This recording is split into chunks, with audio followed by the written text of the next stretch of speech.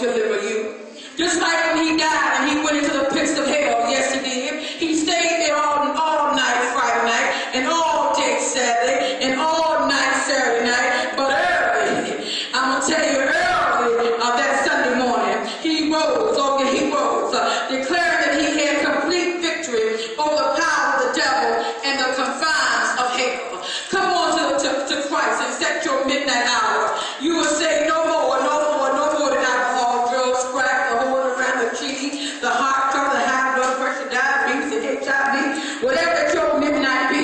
Sometimes we mean as a bird cat or mean as a rattlesnake. But I'm going to tell you, your midnight can be whatever that you're dealing with. I may not call all the things that you're dealing with right now, but see, I know that you may be in your midnight, but your midnight can be right now. That God can arrest anything that's in your midnight. All you got to do is come to him.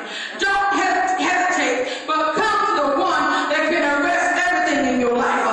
Your midnight can be at 10 o'clock in the morning.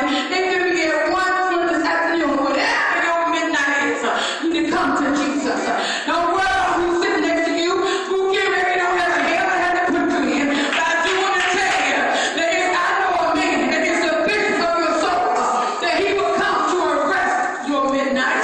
Come on, say, stand to your feet. He will come to arrest everything that's so easily that is telling you. See, it's high time we as the saved folk that we rise above the calamity of the world and know that he is the reward of those that didn't seek him.